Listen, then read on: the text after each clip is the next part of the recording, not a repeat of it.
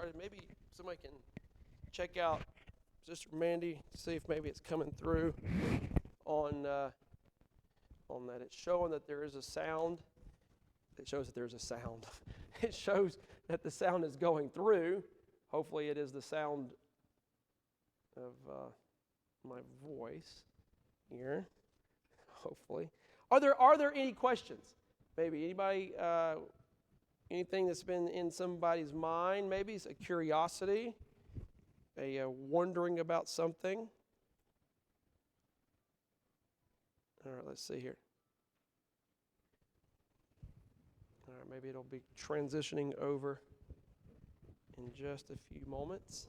Let me double check. But are there any questions? There we go.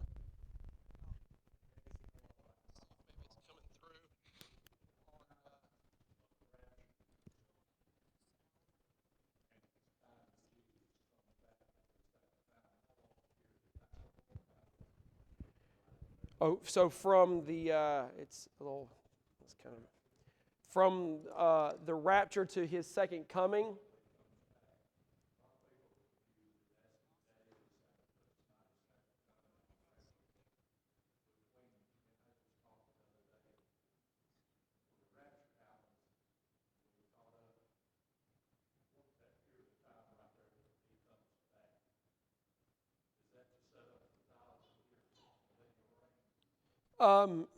Yes. Hold on. I'm going to answer that. Hold on, Brother Buddy.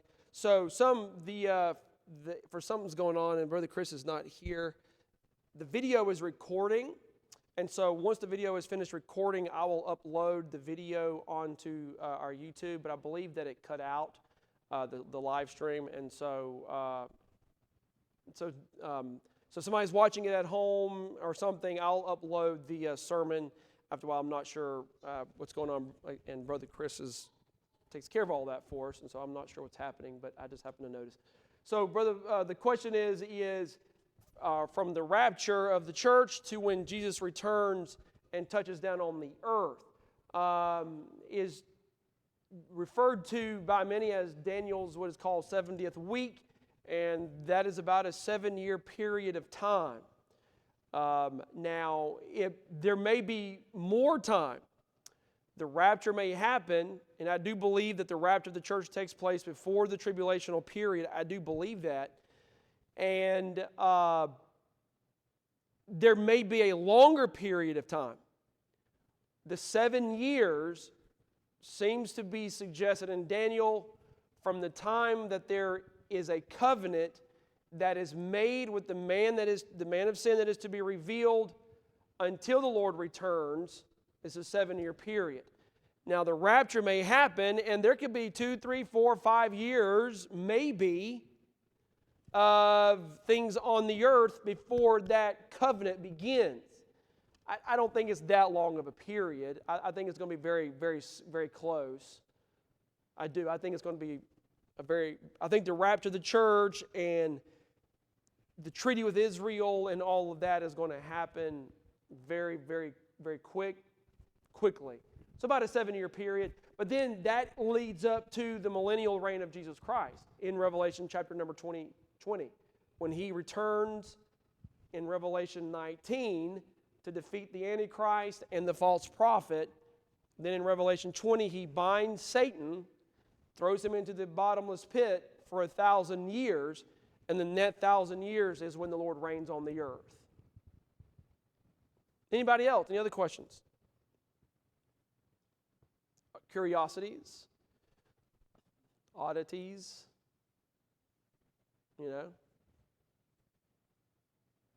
Going once, going twice, and okay, y'all had an opportunity this morning. Y'all had an opportunity. Ecclesiastes 12, you had an opportunity. You had that opportunity. Ecclesiastes 12. Somebody's like, oh, I got a question. Wait a minute. I got a question. Ecclesiastes 12.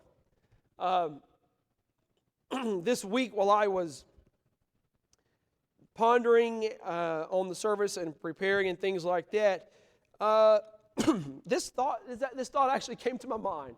Very maybe odd.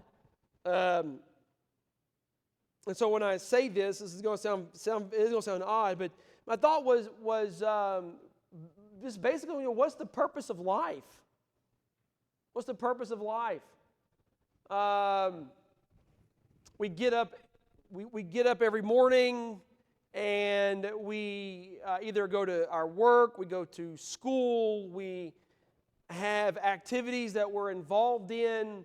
We come home, we cook, clean, cut the grass, wash the car, feed the dog, play with the kids,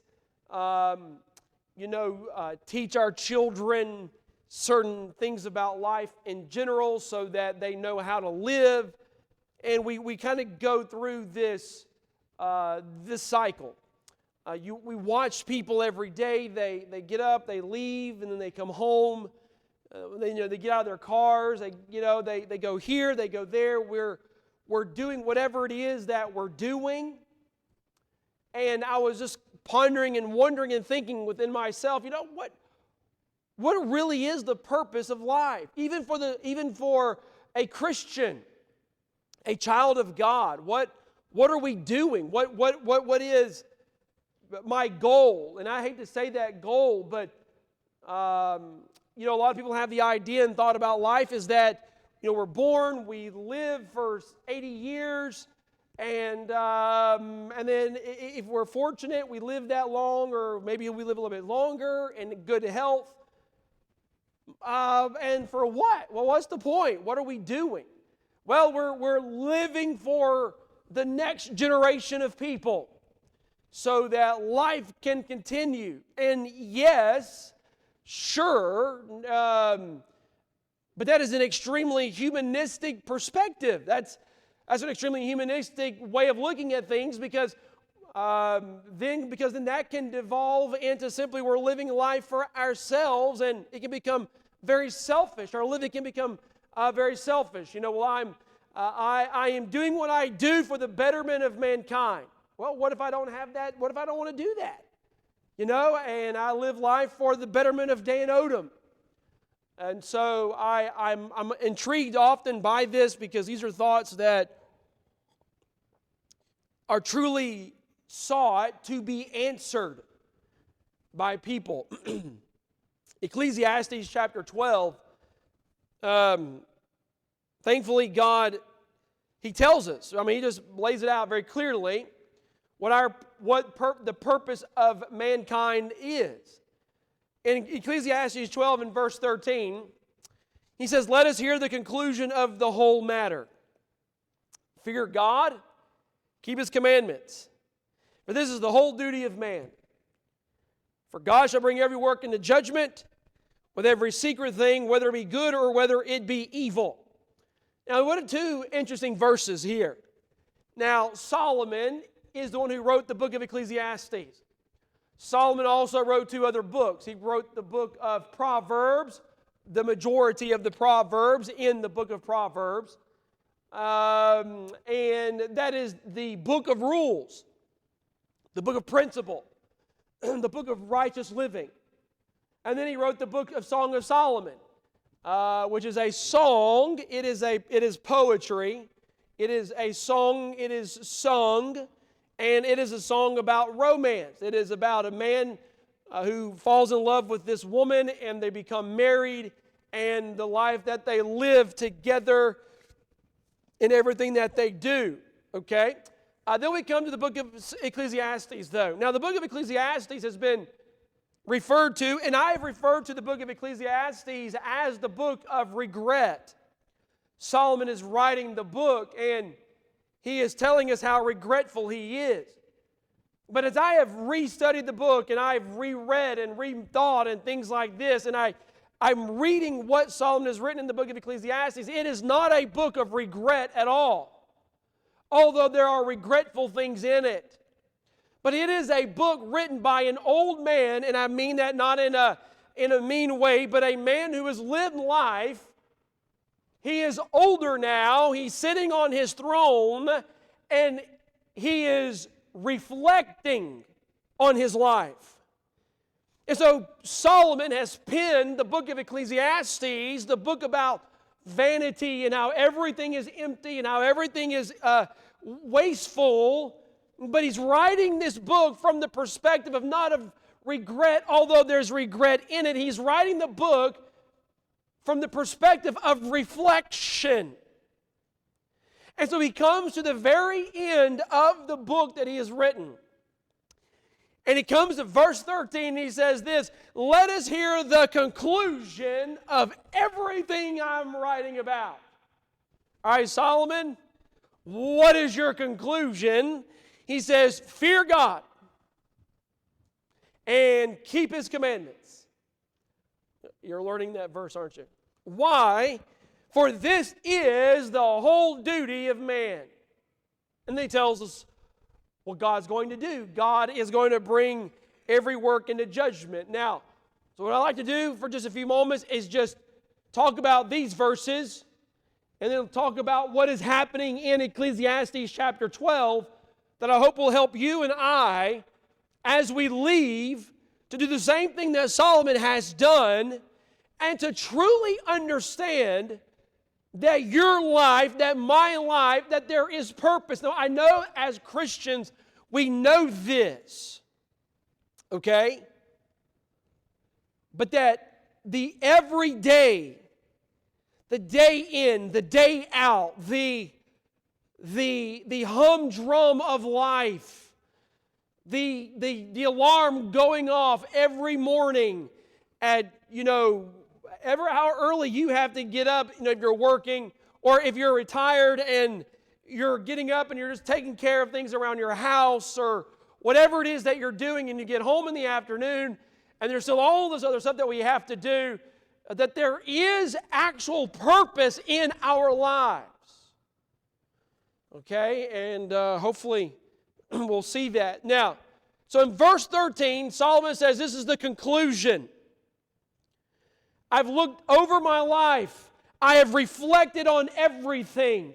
And if you read the book of Ecclesiastes, there are some challenging things in it. Some very challenging things. And Solomon has said, I've looked at all of this, and this is, and in my reflections, and this is what I have found. I have found that the first thing that a person should do is simply fear God. Now, that's very powerful. Now, to fear God, in the Word of God, when you read this, it's not limited to I am afraid of God and I'm hiding and I'm cowering down from God. But it's deeper also, though, than simply having a reverence for God. It's all of that. It's both having a reverence for God. It's having a righteous fear of God. But both of those things within the fear of God is to do something else, though. And what it is to do is to bring me into a relationship with God. The fear of the Lord, he says in Proverbs 1:7, the fear of the Lord is the beginning of knowledge, but fools despise wisdom and instruction. So when I fear God, it leads to knowledge. It leads to wisdom. Well, okay, being afraid of God and having reverence for God is not going to give me wisdom and knowledge. Being afraid of the police officer because he is the law and because I am to fear him if I'm breaking the law, or I am to respect him because of the badge, does not do anything for me. But when I see the police officer and I come into a relationship with that authority and I know that authority and I know who he is, that can change my life.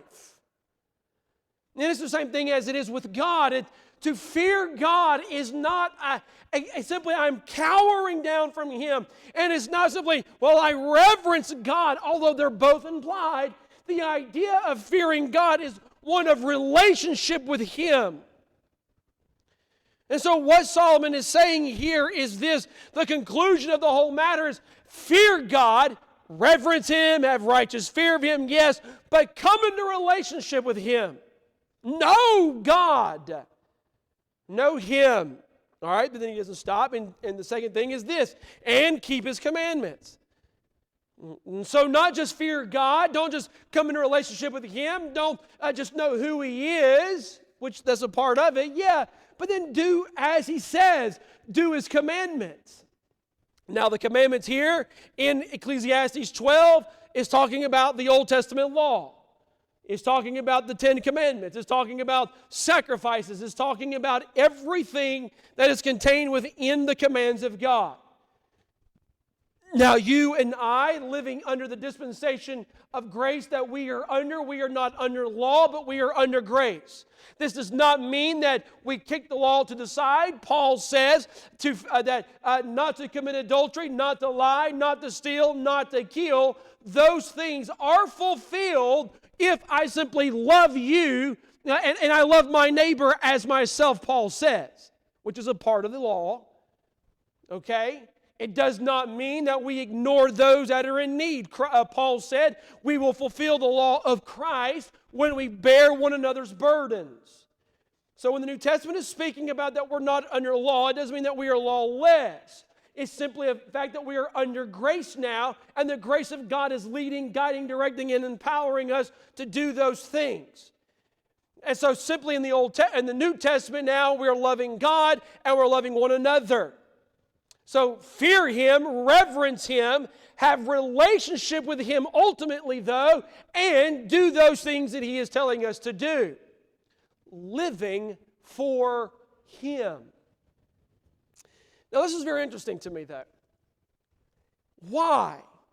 For this is the whole duty of man. Now, in the King James Bible, if you notice the word duty right here is in italics, is italicized.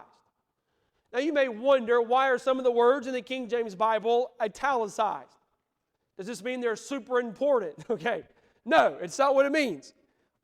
In the King James Bible, as in any of the other translations or whatever, the italicized words mean that particular word, duty right here, was not in the original Hebrew manuscripts that they were translated from. But that the translators of the King James Bible supplied the word duty to help give flow to what is being said so that it doesn't seem choppy and it doesn't seem something to be missing. And so the idea of it is that it is the whole duty of man, the whole responsibility of man, the whole coming of mankind. Okay, but because the word duty is not there and it's in italics, the idea of it is even deeper than the whole duty or the whole responsibility of man. The idea of it is that this fearing God, keeping His commandments, is the whole of man. It's what makes a man whole and complete. It's what makes mankind have that sense of accomplishment. And he says, why should we do this? Fear for God shall bring every work into judgment. In other words, it doesn't go without God noticing. It doesn't go past the eye of God. Those things that are good as well as those things that are evil, God's going to bring these things into judgment. Now you say, Brother Dave, what's the point of this? This is the point that Solomon is wanting us to understand. Before we go back and we look at chapter 12, read through some of chapter number 12, where Solomon is leading up to this point. This is the whole duty of man. This is what makes a man complete. This is what makes a man whole. Why? For God is going to bring all of these things that you're doing, that relationship that you have with Him, and the completing and the completion of those commands and simply living for God. Okay, what Paul says in 1 Corinthians 10, 31, whether therefore you eat, drink, or whatsoever you do all to the glory of God. There's a lot of things that are not laid out clearly in Scripture and that we don't know about. God didn't say yes, and God didn't say no, but what He says is line it up to Jesus, and He can do it for the glory of God, then there's nothing forbidding it. So whether you're eating something, drinking something, if you can do it for the glory of God, then do it for the glory of God. And in the same idea here, okay? But do these things, why? Because God is going to bring all of these things into judgment. So what does that mean? That means what you're doing, God sees. when you fear Him and your relationship with Him and you're keeping His commandments and you're being made a complete person, you're being fulfilled, you're serving your purpose, you're serving your role for being here, God says, I'm going to bring this into judgment one day. Well, thank God for that. Now, you may get up every single morning or in the evening, whatever your life is, and you do. So how does this then apply to our lives? I am building a relationship with God, and I've been given commands from God. Now, what does this imply? What does this mean? Okay, look at Ecclesiastes 12, verse number 1. This is where the conclusion of all this really even begins. So he's an old man. Solomon is an old man. He is a grandpa at this point. And I don't mean he's a young grandpa. I mean he's got kids and he's got older grandkids. Okay, he's not like a 50-year-old grandpa. You know what I mean? Okay. I mean he's like 70. Not saying if you're 70, you're old. But maybe you are getting close, right? He's an older man. He has gray hair. Okay? He's gained some wisdom. He's gained some knowledge. He's reflecting, and listen to what he says. Verse 1, remember now. Remember now thy Creator in the days of thy youth. Now, this is absolutely amazing to me because at the end of this chapter, what does Solomon do? Solomon says, fear God, keep His commandments, because God's going to bring all of these things into check and into judgment. But before he gets there, he reminds his reader, he's reminding his son, he's reminding whoever is reading this, listen, remember the Creator.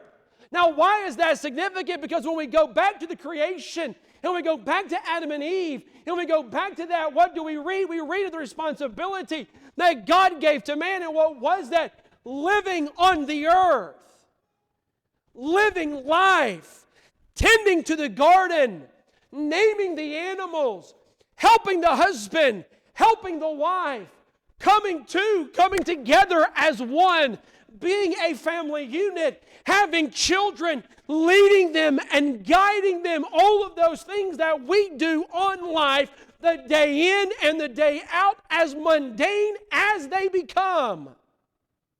They are a part of the creation mandate given by God in Genesis chapter number 2 to Adam and Eve.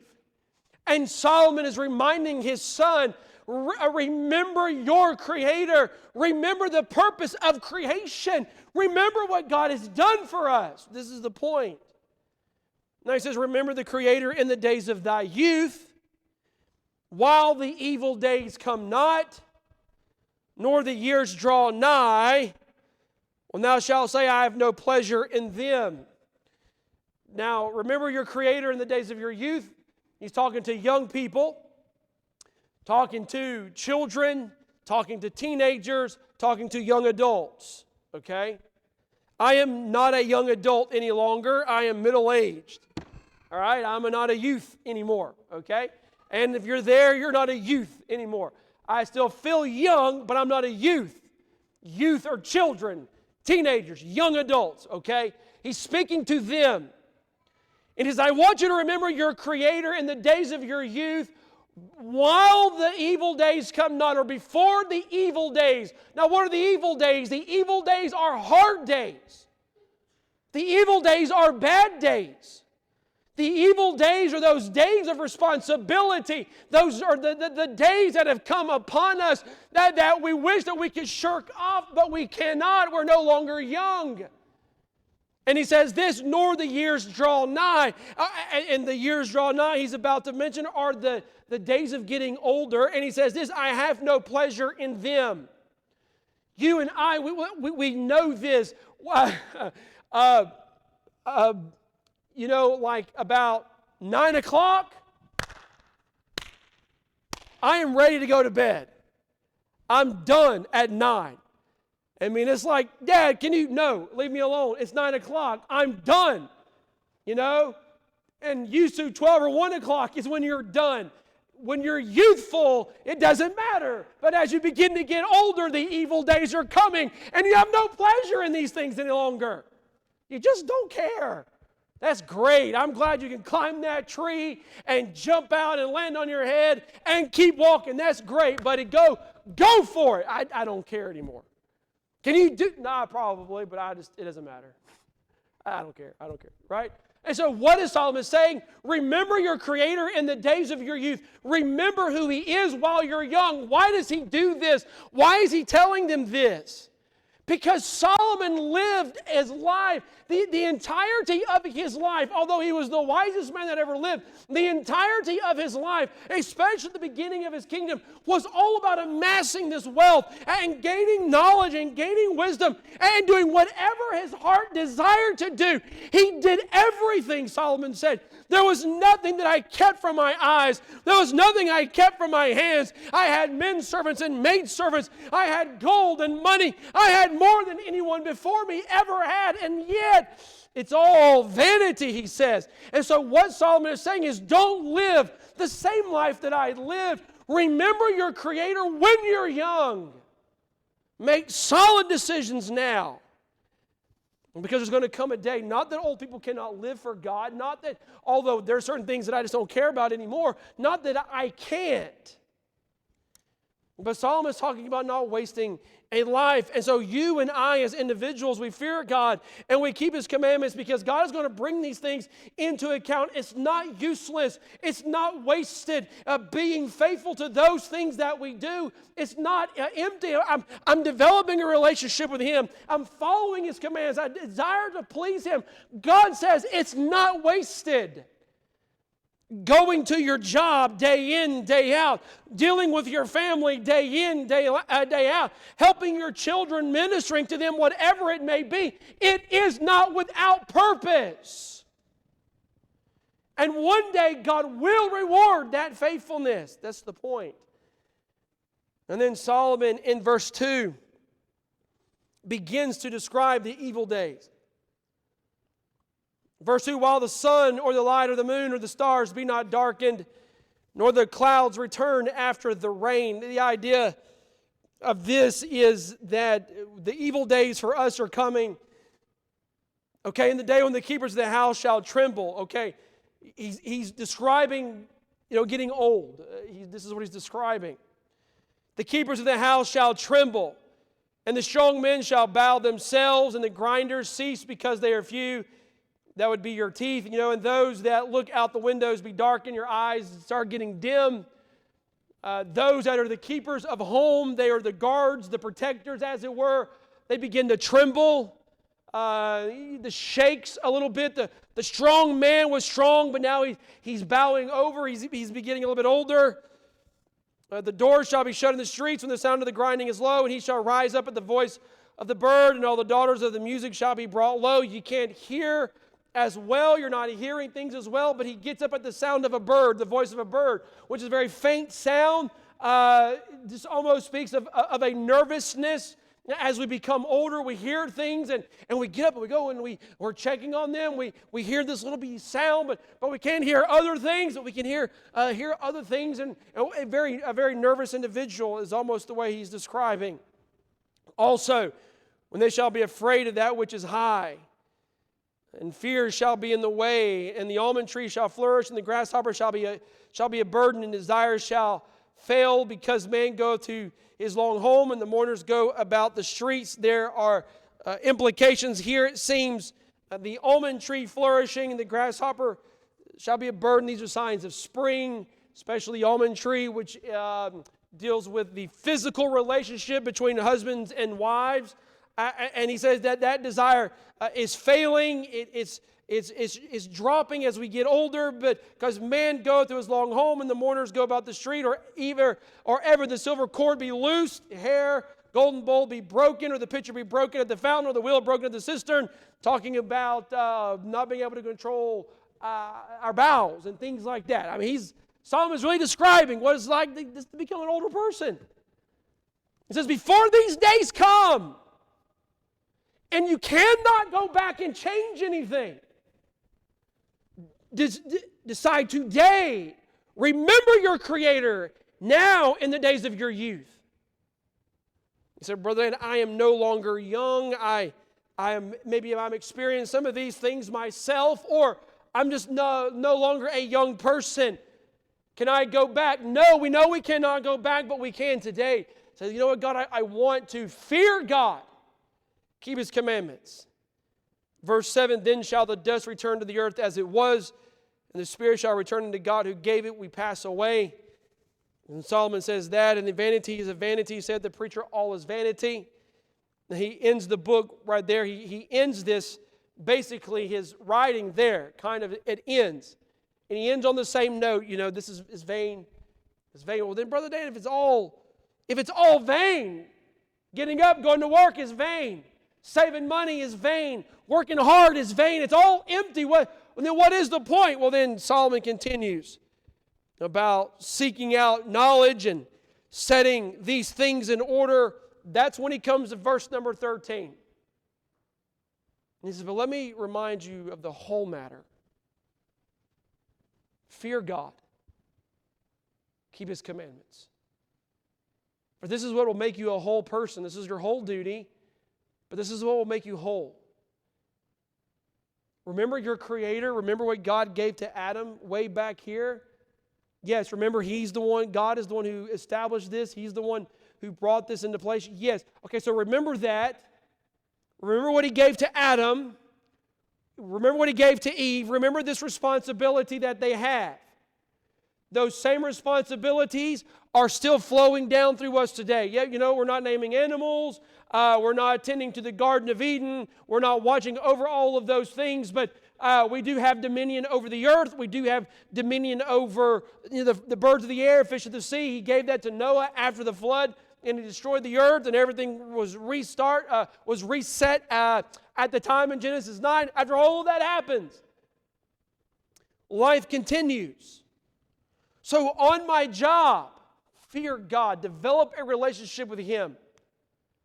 Do those things that are right. As I take care of my family, remember, it's not for nothing. It's not for anything, or for nothing. There is purpose behind it. So, my brother Dan, sometimes it gets wearisome. Yes, this is why Paul says in Galatians 6 and verse number 9, be not weary in well-doing, for ye shall reap if you faint not. Don't give up doing well, and don't give up in well-doing in life. He says, you will reap if you faint not. If you continue forward and you push through and stay faithful, you will reap. You will reap what you have sown. That's not always a bad thing. Thank God for that. You're going to reap what you sow, yes. And if you're sowing for God, you will reap from Him. If you're sowing for righteousness, you will reap righteousness. If you're sowing spiritual things in your life, you will reap spiritual benefit in your life. It's not all negative. And that's what Solomon is reminding us here. If you put in the effort and put in the time with God, you will reap from that. As you pray over your family, as you pray over your children, as you pray over those things, and you're seeking after God by faith, as we've been looking at on Wednesday night, by faith, and just simply because God says it and I believe Him. As I do that and as you do that, as you do that, and you're sowing to those things, you will reap. You'll reap from God and from His hand. This will not go unnoticed by God. This will not go unseen by the Lord. So what is your purpose? Is it just to get up and go to your job and to make money and pay for your house that you live in and pay the bills that you have and buy groceries and food so that you can eat, and then as you get older one day and you come to that point and your life is over, if you look at it like that, wow, so depressing, right? I mean, it's so depressing. But if you remember, though, hold on, though, you've been created by God. You are on this earth for the purpose of God's glory, but you've been placed upon this earth from the perspective that you can know the Creator, you can know Him, walk with Him, and then one day stand before Him. Yes, the things will be brought into judgment, but the good will be brought into judgment. The faithfulness to Him will be brought into judgment. The moving in His direction will be brought into judgment. And thank God that it's not just all the negative, but the good and the evil God does and God will see. So church, I want to encourage you, remain faithful wherever, whatever it is. Remain faithful to God. Remain faithful to Him. Things change. Jobs change. Things like that they may not always be set in stone. As we're trying to follow God and you're trying to seek Him and do those things that are pleasing in His sight, it may not remain the same. It may not stay the same, and that's fine. But remain faithful to God. Remain faithful to Him and trust Him in life. I understand that this is not just all purposeless, but there is purpose to it. Let me ask you to bow your heads. And Miranda, we'll have a CD here in just a few minutes. Miranda, it should be good to go on that. You say, Brother Dan, I don't know the Lord as my Savior. If I died today, I don't know that I would go to heaven. I'm not sure. But Brother Dan, would you please pray for me? Anybody, anywhere, just lift your hand and say, Brother Dan, I'm not sure that I'm saved. I'm not sure I'd go to heaven. Maybe you're here this morning and you know the Lord. Sometimes we get to that place in our life, right? At least, I have. I don't know about anybody else, but I know that I do. I have. We question, we wonder, well, Lord God, what in the world am I doing? Why am I doing, the day in, the day out? And this is it, folks. Fear God. Don't just go to work. Don't just take care of your family. But build a relationship with Him. Follow what He says and understand that one day you'll stand before Him. You'll stand before God. We want our families in heaven. We want our families to love Him, to love Christ. All of that is a part of that purpose. Amen. Let me ask you to stand to your feet, heads bowed, eyes closed. Miranda, let's play. The CD should be ready, so just go ahead and play that. And if you would like to come and pray this morning, you come and spend a few minutes with the Lord in prayer. You may have to turn it up, Miranda.